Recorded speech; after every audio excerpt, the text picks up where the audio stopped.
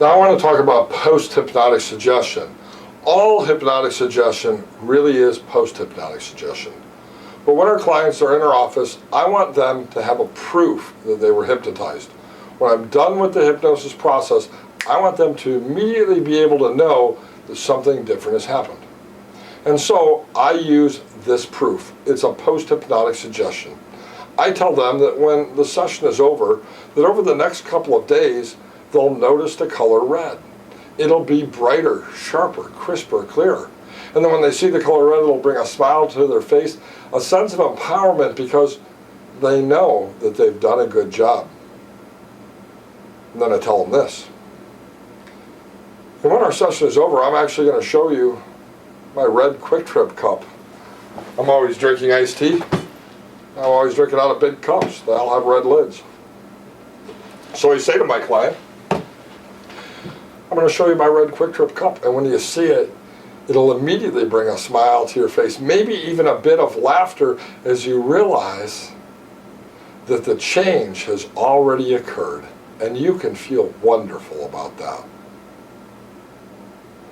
I also usually give them this post-hypnotic suggestion, that over the next couple of days and weeks, you'll listen to the CD that I've given you each and every day, finding time to listen to one of the exercises on one of the CDs, practicing what you've learned in this session each and every day. Or I'll give as a post-hypnotic suggestion reminders about the things that we've already covered. And so over the next couple of days, you'll touch your fingers together, whether you're at work, driving your car, or whether you're at home, not going into a state of hypnosis, but bringing yourself back to a state of commitment and a state of satisfaction and a state of hope. Again, these are all post-hypnotic suggestions. During the awakening process is a great time to do the post-hypnotic suggestions. But you'll find that by using post-hypnotic suggestions, it's an effective way of helping my client to ratify the process that's occurred. One of the other post-hypnotic suggestions I almost always give them is this one, that you'll find each time you practice hypnosis, whether it's the CD or here in my office, that it's easier to go into a state of deep hypnosis, benefiting from that experience. By the way, when I get to my second or third or fourth session with a client, people say to me, how can you only do 30 minutes? Because my hypnosis sessions are only 10 minutes. The reason why, if it's my fourth session with a client and they've been given a CD, my induction is this. My induction can really be as simple as, hey, have a seat in the comfortable furniture. I'm going to go refill my iced tea.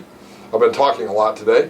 Just bring yourself to that point of relaxation and learning that's so beneficial to you. I'll be right back. And the client will put themselves into a state of hypnosis. When we come back, boom, we're going to just do a quick deepening. And as you continue to relax, focusing on your breathing, 5, 4, 3, 2, 1, they already know what that means.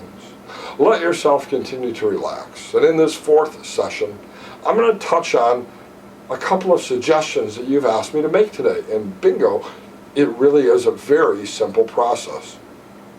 And so this is how I use post-hypnotic suggestion. And I find that post-hypnotic suggestion is extremely useful.